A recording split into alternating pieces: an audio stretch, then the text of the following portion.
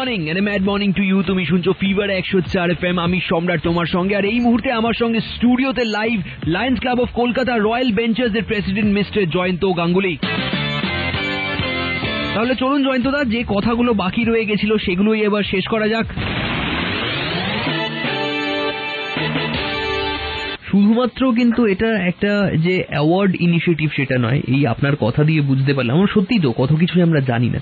এটা যে একটা সোশ্যাল ওয়েলফেয়ার ইনিশিয়েটিভ, এই যে কত সোশ্যাল ওয়েলফেয়ারের কাজ আমরা করছেন সারা বছর জুড়ে, এটা তো আমরা সত্যিই জানি না।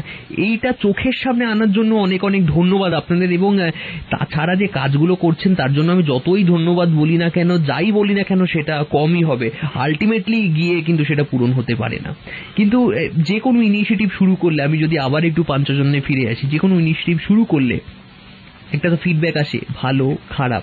কেমন ফিডব্যাক এখনো পর্যন্ত পেয়েছেন? পুজো এখন তো সিঙ্গেল নাম্বার, আর কয়েকদিনের মধ্যেই পুজো। কি মনে হচ্ছে কেমন যেতে চলেছে? আমরা এটা লাস্ট 2 সপ্তাহ আগ থেকেই বুঝতে পেরেছি, আমাদের পাঞ্চজন্য এই অ্যাওয়ার্ডটা নিয়ে সারা কলকাতা একটা সাড়া পড়ে গেছে। আচ্ছা, প্রথম কথা পাঞ্চজন্যটা কি সেটা বোঝাতে পারিনি এখনো, পুজো মণ্ডপে গেলে সবাইকে বোঝাতে পারবো। সেকেন্ড পয়েন্ট হচ্ছে পাঞ্চজন্য অ্যাওয়ার্ড করছে royal benchers, Lions club of Kolkata royal benchers. তার সঙ্গে আমার ফোন নাম্বারটা জয়ন্ত গাঙ্গুলি আছে, মোটামুটি সারা কলকাতা আমাকে চেনে। হ্যাঁ, তো তারা বুঝতে পারছে নামই কাফি, তো সেইখানে রয়েছে। প্লাস আমার সঙ্গে এই অবস্থার মধ্যে যারা ব্র্যান্ডিং করেছে আমার সঙ্গে, যারা যারা রয়েছে, এই ফিভার FM আমার জন্য আর নাসা FM আমাদের জন্য যা কাজটা করে দিয়ে গেছে, এটাই আমাদের ভিতটা তৈরি করে দিয়ে গেছে। ফার্স্ট আমাদের সঙ্গে থেকে কাজটা করেছে ফিভার FM এবং নাসা FM, যেটা এই FM এর মাধ্যমে লোকে এখন রেডিও শোনে, গাড়ি চলতে চলতে রেডিও শোনে, বাড়িতে বসে রেডিও শোনার হয়তো সময় থাকে না অনেকের ক্ষেত্রে, কিন্তু গাড়ি চলতে চলতে শোনে। তা সারাদিনে যতবার শুনিয়েছে এই লোকের কাছে সেটা পৌঁছে গেছে। তারপরে আমাদের হোর্ডিং আছে, ব্যানার আছে, প্লাস লোকের মুখে আছে, এইভাবে ছড়িয়েছে। আচ্ছা, আই এম ভেরি শিওর যে এই মুহূর্তে আমাদের অনেক ক্লাব কমিটিজ শুনছে যারা হয়তো আপনার এই অ্যাওয়ার্ড সেরিমনিতে রেজিস্টার করতে চায়। কিভাবে রেজিস্টার করা হয় এবং কি কি ক্রাইটেরিয়া আপনারা রেখেছেন to be the best of best, একটু যদি বলতেন। আমি প্রথম কথা বলি যে এটা 21শে সেপ্টেম্বর এটা লাস্ট ডেট চলে গেছে। তার মধ্যে আমার কাছে প্রায় নিয়ার অ্যাবাউট 350 রেজিস্ট্রেশন হয়ে রয়েছে। 350 প্রথম বছরে। তো এরপরে আর রেজিস্ট্রেশন নিতে পারবো না, কেন তাহলে সবাই রেজিস্ট্রেশন করবে এখন, আর রেজিস্ট্রেশনে আমাদেরও একটা লিমিটেশন থাকে। তা আমরা এক্সপেক্ট করিনি এতখানি হবে, 150 মতো হবে ভেবেছিলাম, কিন্তু এটা 350 গেছে। আচ্ছা, এটা আমাদের খুব ভালো লাগছে। আর আমাদের এই যে ক্রাইটেরিয়া গুলো বললাম, যে 6টা পুরস্কার যেটা আছে, একটা পুরস্কারকে তো বেস্ট বলতে পারি না এই দুর্গাপুজোর এই অবস্থার মধ্যে, প্রত্যেকটা শিল্পী তার বেস্টটাই দেয় এখানে, অবশ্যই। তা সেখানে আমরা 6টা পুরস্কার দিচ্ছি, সেটা হচ্ছে বেস্ট পুরস্কার। বেস্ট পুরস্কার মানে আমি বললাম একটু আগে যে অনেকগুলো ক্রাইটেরিয়া আমাদের ক্ষেত্রে রয়েছে, সেটা হচ্ছে বাজেট, তার পারমিশন, তার মানে সেফটি সিকিউরিটি, প্রতিমা, অ্যাম্বিয়েন্স, লাইটিং।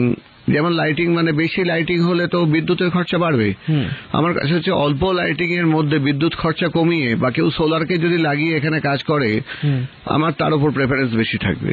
একদম বেশ, হ্যাঁ, প্রাচুর্য বেশি থাকলে। যেটার আর একটা জিনিস হচ্ছে পরিবেশ বান্ধব জিনিস, যে পরিবেশ বান্ধব জিনিসগুলোকে আমরা রিসাইক্লিং করতে পারি, সেই জিনিসগুলো হলে সব থেকে ভালো হবে। আচ্ছা, আর একটা ব্যাপার আছে, আমরা এই থিমের পুজোর সঙ্গে সঙ্গে আমরা সাবেকি পুজোকেও একটা গুরুত্ব দিচ্ছি এর মধ্যে। সাবেকি পুজোর যদি জায়গাটা ভালো লাগে, আমাদের একটা পুরস্কার 6 জনের মধ্যে একজন তাকে দেবো। এরকমও হতে পারে কোনো সাবেকি পুজো আমাদের সেরা পুরস্কারও পেতে পারে। মানে যেটুকু বুঝতে পারছি, কম্পিটিশন কিন্তু প্রচন্ড টাফ, মানে মারাত্মক কম্পিটিশন। তাই সব কম্পিটিটরদের যারা এই পাঞ্চজন্য অ্যাওয়ার্ডের জন্য কম্পিট করবেন, আপনাদের বেস্ট অফ লাক, এবং বেস্ট অফ লাক আপনাদের জয়ন্তদা, এবং অনেক শুভকামনা রইল। আশা করি যে সফলতার এক্সপেকটেশন পাঞ্চজন্য রয়েছে, সেই সফলতাকেও যেন পেরিয়ে গিয়ে, ছাপিয়ে গিয়ে নতুন একটা বেঞ্চমার্ক সেট করতে পারে পাঞ্চজন্য।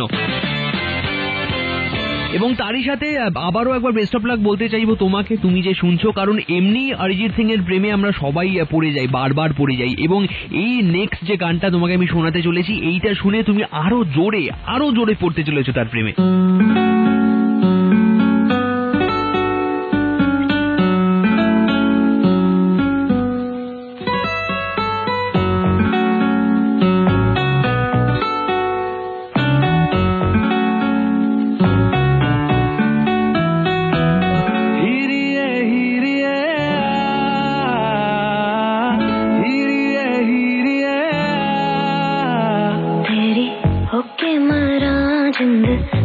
है